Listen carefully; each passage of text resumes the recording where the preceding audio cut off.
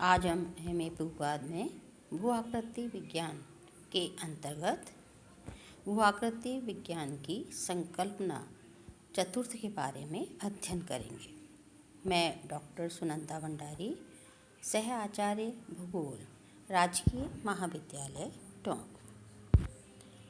जैसे कि आप भू-आकृतिक संकल्पनाओं के अंतर्गत 3 संकल्पनाओं के बारे में अध्ययन कर चुके हैं। आज हमारी चतुर्थ संकल्पना जो है कि भू आकृति प्रक्रम स्थल रूपों पर अपनी विशेष छाप छोड़ते हैं तथा प्रत्येक भू आकृतिक प्रक्रम स्वयं का स्थल रूपों का विशिष्ट समुदाय विकसित करता है। थॉर्नबर्नी ने संकल्पना को स्पष्ट करते हुए बताया कि भू आकृतिक प्रक्रिया उन सभी भौतिक तथा रासायनिक परिवर्तनों को कहते हैं जिनके द्वारा धरातलीय सतह प्रभावित होती है तथा भू आकृतिक कारक वह प्राकृतिक माध्यम होता है जो कि सतह से पदार्थ प्राप्त करके उन्हें परिवहन करने में समर्थ होता है, जबकि दोनों समानार्थी हैं। भू आकृतिक प्रक्रमों को उत्पत्ति स्थल के आधार पर 3 वर्गों में विभाजित किया जाता है। पहला, पृथ्वी की सतह पर उसके वायुमंडल से उत्पन्न होने वाले प्रक्रमों को बहिर्जात प्रक्रम कहा जाता है, जैसे कि सरिता यानी नदी, भूमिगत जल, हिमानी, परिहिमानी, पवन, स्थायी जल भंडार, झील, सागर तथा महासागर की गतियाँ, तरंग, धारा, ज्वार भाटा को शामिल किया जाता है। इन्हें गतिशील प्रक्रम कहा जाता है।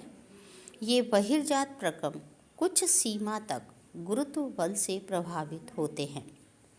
दूसरा, पृथ्वी के अंदर उत्पन्न होने वाले प्रक्रमों के अंतर्गत आने वाले प्रक्रमों को अंतर्जात प्रक्रम कहते हैं। इसके अंतर्गत पटल विरूपण तथा ज्वालामुखी क्रिया को शामिल किया जाता है।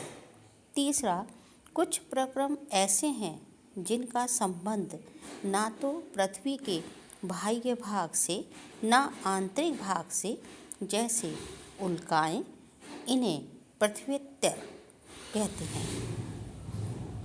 अंतर्जात बलों द्वारा धरातल पर उत्पन्न विषमताओं को दूर कर समतलीकरण का कार्य बाह्य प्रक्रम करते हैं। समतलीकरण का कार्य 2 विधियों से करते हैं। पहला, निम्नीकरण की क्रिया, जिसमें अपक्षय तथा अपर्दन की क्रियाओं द्वारा समतलीकरण होता है, यानी प्रदेश की सामान्य ऊंचाई कम हो जाती है। दूसरा, निक्षेपण, जिसके द्वारा ऊंचाई पर समतलीकरण का कार्य होता है तथा प्रदेश की सामान्य ऊंचाई पर कोई अंतर नहीं पड़ता है। भू आकृतिक प्रक्रम जो होते हैं उनमें बहिर्जात जो प्रक्रम होते हैं वो समतलीकरण प्रक्रम या अनाच्छादन प्रक्रम हैं, जिनमें निम्नीकरण अपक्षय, सामूहिक स्थानांतरण, अपर्दन के द्वारा होता है तथा निक्षेपण बहता हुआ जल, भूमिगत जल, तरंग, धारा तथा वायु और हिमानी के द्वारा होता है। अंतर्जात प्रक्रम में पटल विरूपण, महादेशजनक प्रक्रम और पर्वतन प्रक्रम आते हैं। और तीसरा, पृथ्वीत्तर प्रक्रम में उल्कापात आदि आते हैं। प्रक्रमों की कार्यविधि यदि हम देखते हैं तो बहिर्जात प्रक्रम जो होते हैं अपर्दन वाले कारक हैं तथा स्थल रूपों के निर्माण में इनका सबसे अधिक महत्व होता है। प्रत्येक प्रक्रम यानी जो कारक है अपने अलग अलग स्थल रूपों का निर्माण करता है। किसी प्रक्रम विशेष द्वारा निर्मित प्रत्येक स्थल रूप अपनी अलग अलग विशेषताएं रखता है तथा एक प्रक्रम द्वारा उत्पन्न स्थल रूपों को अन्य प्रक्रमों द्वारा विकसित स्थल रूपों से अलग किया जाता है। जैसा कि आप जानते हैं, नदी के कार्य के प्रतिफल हमें जलोढ़ पंख, बाढ़ का मैदान, डेल्टा। वहीं भूमिगत जल के द्वारा यदि हम निर्मित स्थल रूप देखते हैं तो उसमें डोलाइन, घोल रंध्र, स्टैलेक्टाइट, स्टैलेग्माइट आदि आते हैं। इस तरह प्रत्येक प्रक्रम द्वारा अलग अलग स्थल रूपों तथा उनकी निश्चित वरन एक दूसरे से अलग अलग विशेषताओं द्वारा स्थल रूपों के आनुवंशिक वर्गीकरण में हमें पर्याप्त सहायता मिलती है। इस पद्धति तथा विचारधारा का सूत्रपात डेविस के द्वारा किया गया है। जब किसी स्थल रूप के साथ उनके प्रक्रम का उल्लेख कर दिया जाता है तो उनकी उत्पत्ति तथा भूगर्भिक इतिहास का पूर्णतया बोध हो जाता है। जैसे बाढ़ का मैदान यानी बाढ़ के समय मलबे से निर्मित मैदान, इसे ही आनुवंशिक वर्गीकरण कहा जाता है।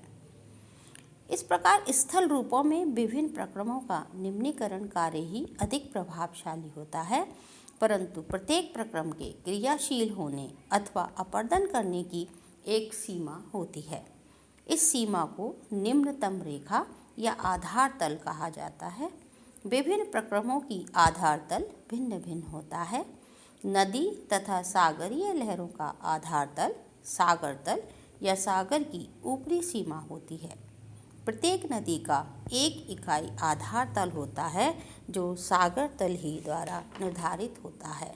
इस प्रकार भू आकृतिक प्रक्रम स्थल रूपों पर अपनी विशेष छाप छोड़ते हैं तथा प्रत्येक भू आकृतिक प्रक्रम स्वयं का स्थल रूपों का विशिष्ट समुदाय विकसित करता है।